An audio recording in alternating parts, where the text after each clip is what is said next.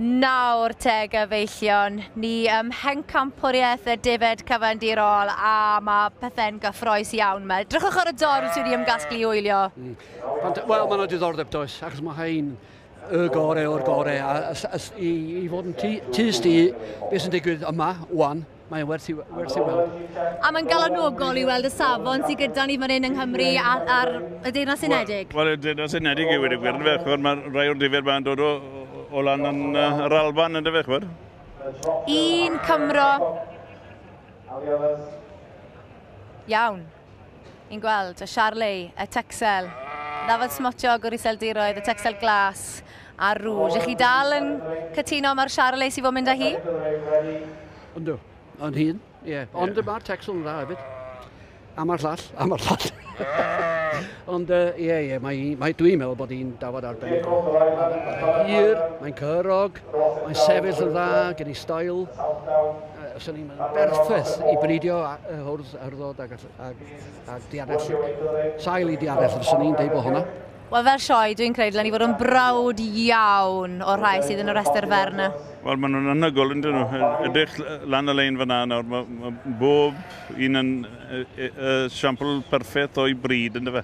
Mae'r safon hyn yn eithriadol, drychwch arnyn nhw. Nawr, y Texel Glas, dwi'n meddwl yn dod mlaen ar Texel. Texel oedd o'r Proctors swyddgar Herfryn, a wedyn y Texel Glas oedd o Christine a Paul Williams a Tippett o Sir Amwythig. Mae'r Charlie mas. Yndi, a mi llyncu'n geiriau. Yndi, wel. Os da chi eisiau fi mynd am un, sy'n ni'n mynd am y Texel yn hyn, ddim y glas y llall. Ond mae'r ddwy yn arbennig wrth gwrs. Da chi'n edrych ar y siap, y ddwy. Mae'r cefn yn dda, sefyll yn dda. Da chi'n edrych ar dan, oes am bol na ddim byd i weld. A maen nhw'n gig i gyd yn dyn nhw. O'r tyn ôl, bendigedig. A'r Texel.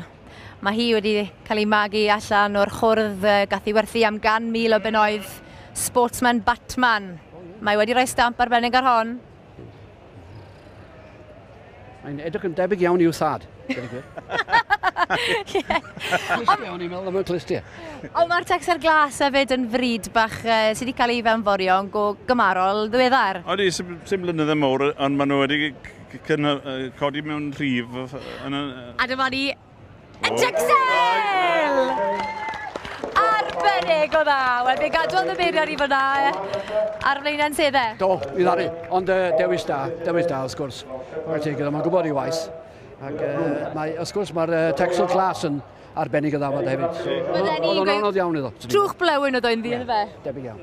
Wel, diolch o galon i chi'ch doi. Achos na i nawr fy ni weld yr enillwyr. Jeff Aiken sy'n arddangos dros deulu'r Proctors.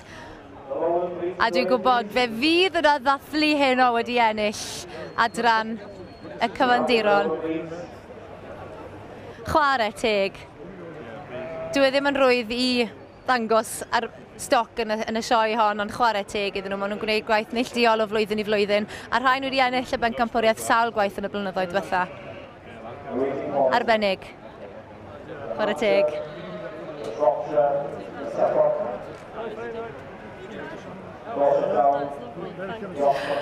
Jeff, massive congratulations to you. Thank you very much. How were you feeling in that ring? It was very tense. I was starting to sweat, I can tell you that. We can see that. I knew the Blue Texel was a tremendous beast as well, so the judge said there wasn't much in it, but thankfully I got the nod, so yeah, it's good. Amazing. Well, good luck to you later on. Thank you very much indeed. Thank you. Diolch.